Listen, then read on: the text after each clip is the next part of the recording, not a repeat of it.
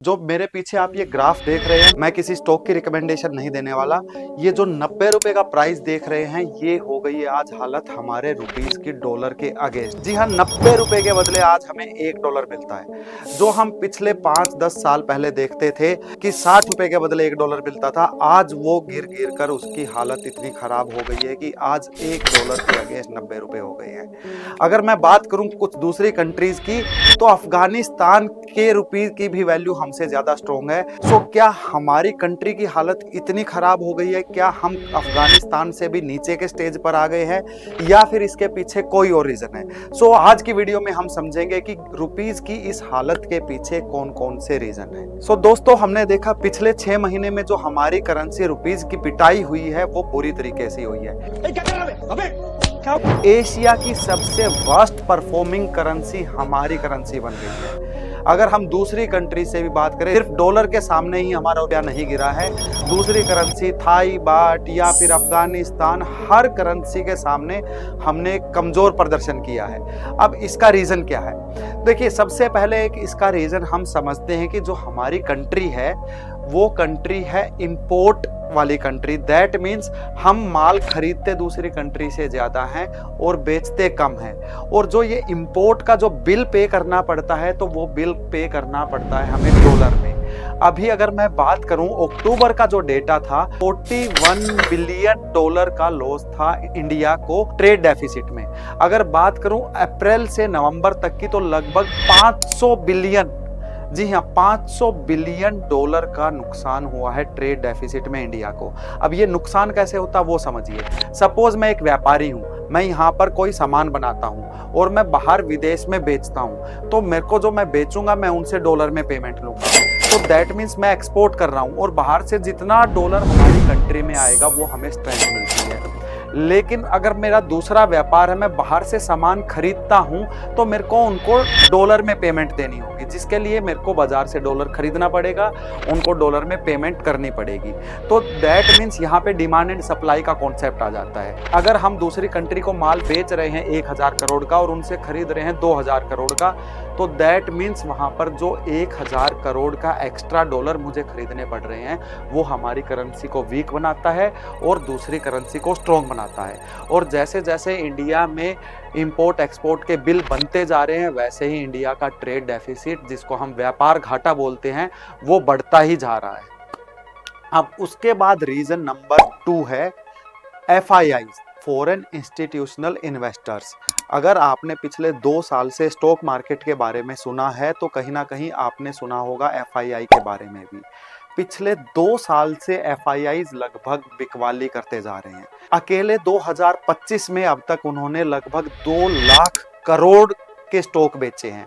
अब जब वो 2 लाख करोड़ का स्टॉक बेच के अपनी कंट्री में वापस पैसा लेके जाएंगे, तो किस में लेके जाएंगे? डॉलर्स में। तो 2 लाख करोड़ की डिमांड आई डॉलर में। दैट मीन्स उन्होंने भी इंडिया में तो माल बेचा, लेकिन डॉलर में लेके गए, तो इंडिया की करेंसी पर प्रेशर बन गया।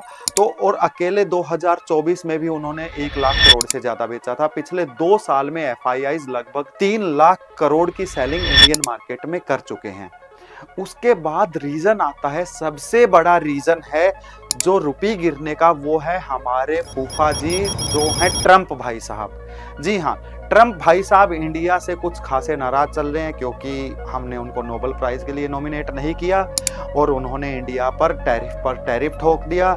इंडिया पर 50% टैरिफ है, पाकिस्तान पर 25% टैरिफ है, और USA एक ऐसी कंट्री है जो पूरे वर्ल्ड को कहीं ना कहीं डोमिनेट करती है। अब जब USA जैसी बड़ी कंट्री हमसे नाराज हो जाएगी, और वहां पर जो हमारा सबसे ज्यादा बिजनेस होता था एक्सपोर्ट का, उन्होंने उसी पर इतना टैरिफ लगा दिया, तो वो कहीं ना कहीं रुपये के लिए एक अलग से नेगेटिव सेंटीमेंट बन गया। जो सामान हम बेचते थे पहले, सपोज 1000 करोड़ का, उस पर 500 करोड़ रुपए टैक्स लगा दिया। अब USA में जो सामान 50% बढ़ के मिलेगा, तो इंडियन बिजनेसमैन से नहीं लेंगे। सो वो ट्रेड डेफिसिट आने वाले टाइम में और बढ़ता हुआ दिख रहा है, जिसकी वजह से डॉलर की डिमांड लगातार बढ़ रही है और हमारे रुपये की डिमांड लगातार वीक हो रही है।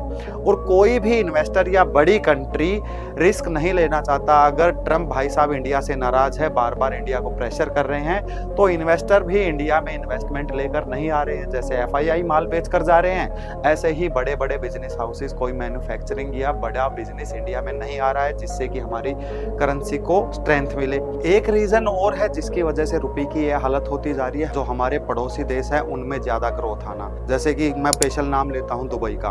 हमारे यहाँ से इंडिया में पिछले कई सालों से दुबई की रियल एस्टेट मार्केट में बहुत बड़ी इन्वेस्टमेंट गई है। तो अपना रुपये जब यहाँ से दूसरी करेंसी के अगेंस्ट कन्वर्ट होके जाएगा, तो दैट मीन्स रुपीज़ में सेलिंग आएगी, दूसरी कंट्री की करेंसी में डिमांड आएगी। अब ये सारे फैक्टर हैं।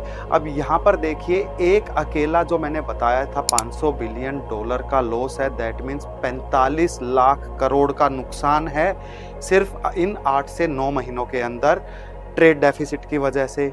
उसके अलावा फिर एफआईआईज हमसे नाराज चल रहे हैं, उसके अलावा ट्रम्प फूफा जी हमसे नाराज चल रहे हैं। तो अभी कोई सिचुएशन नहीं दिख रही जिससे रुपीज़ में स्ट्रेंथ आए। और हमने देखा, जैसे पहले अगर रुपीज़ हल्का सा डॉलर के अगेंस्ट वीक होता था तो आरबीआई की तरफ से इंटरवेंशन आ जाती थी, आरबीआई मार्केट में डॉलर बेचता था, जिससे रुपीस को स्ट्रेंथ मिलती थी। अभी आरबीआई की स्टेटमेंट भी देखे तो आरबीआई कोई ऐसे मूड में नहीं है कि वो इस बीच में आए, क्योंकि आरबीआई को भी लग रहा है अगर मैंने बाजार में डॉलर ज़्यादा बेचे तो जो हमारे पास फॉरेन करेंसी का रिजर्व है वो कहीं ना कहीं और कम होने लगा। तो एक बार शॉर्ट टाइम में तो हम अपनी करेंसी की वीकनेस को रोक लेंगे, लेकिन लॉन्ग टर्म में वो ज्यादा बढ़ जाएगा। सो अभी ये सिनेरियो कब तक चलेगा या कितनी वीक और हो सकती है करेंसी। अगर मैं बात करूं पर्टिकुलर ईयर की, इस साल में सबसे बड़ा जो फॉल है, सबसे बड़ी गिरावट आई है हमारी करेंसी में डॉलर के अगेंस्ट में। अभी आने वाले टाइम में अगर यूएस और इंडिया की ट्रेड डील हो जाती है तो हम देख सकते हैं कि एक सैचुरेशन पॉइंट कंसोलिडेशन आ जाएगा। लेकिन वापस मुझे नहीं लगता कि रुपये वापस अपने 84-85 के लेवल में आएगा। अगर ज़्यादा से ज़्यादा स्ट्रेंथ आई तो मुझे लग रहा है 90 से 88 के आसपास आएगा। अभी बहुत ज़्यादा स्ट्रेंथ आने की उम्मीद नहीं है। इसमें गवर्नमेंट का क्या रोल है, आजकल हम देख रहे हैं कि बहुत सारी वीडियोज़ आती है, लोग गवर्नमेंट को कोस रहे हैं। देखिए, इसमें गवर्नमेंट को भी कहीं ना कहीं अपनी पॉलिसीज़ में चेंजेस करने पड़ेंगे। एफआईआईज अगर इन्वेस्टमेंट निकाल के जा रहे हैं तो कहीं ना कहीं किसी रूट से इन्वेस्टमेंट को अपनी कंट्री में लेके आना पड़ेगा। यहाँ पर जो हमारे एक्सपोर्टर्स बिजनेसमैन हैं उनको सपोर्ट करना पड़ेगा। अगर यूएसए में हमारा एक्सपोर्ट बंद हो रहा है तो दूसरी कंट्रीज के डोर्स ओपन कराने पड़ेंगे कि वहां पर हमारे दरवाजे खुले जहां पर हम बिजनेस कर सके। बिजनेस पॉलिसीज को इंडिया में आसान करना पड़ेगा। कोई भी नया पर्सन नया बिजनेस करना चाहता है, गवर्नमेंट को उसको टैक्स छूट या फिर उसको लोन या फिर विदाउट कोलेटरल लोन प्रोवाइड कराने चाहिए, स्पेशली एक्सपोर्ट कैटेगरी में। अगर आप अपनी करेंसी को सपोर्ट करना चाहते हैं तो एक्सपोर्ट से रिलेटेड बिजनेस को गवर्नमेंट को सपोर्ट करना पड़ेगा। और उसके अलावा अपने रिलेशंस को, जो फॉरेन पॉलिसीज हैं, उनको इंप्रूव करना पड़ेगा। सो लेट्स होप कि सभी ये उम्मीद कर रहे हैं कि हम ये 90 वाला डॉलर जल्दी सोना होते हुए देखें। अगर ऐसा होता है तो सबसे भारी नुकसान होगा जो उन इंपोर्टर्स को जो माल मंगाते हैं। और जब वो ट्रेड डेफिसिट जब और बड़ा होता जाएगा तो हमारी करेंसी की हालत और पस्त होती जाएगी। सो आप कमेंट बॉक्स में बताइए, आने वाले साल में 2026 में आपको क्या लग रहा है कि हमारे रुपये की वैल्यू डॉलर के अगेंस्ट क्या होने वाली है। क्या गवर्नमेंट कोई स्टेप उठाएगी या आपको गवर्नमेंट पे भरोसा है कि गवर्नमेंट इस गिरती हुई हालत को बचाने के लिए कोई बड़ा कदम लेके आने वाली। सो वीडियो अच्छी लगे तो अपने दोस्तों के साथ शेयर जरूर करना and follow trading Gurukul for such type of content.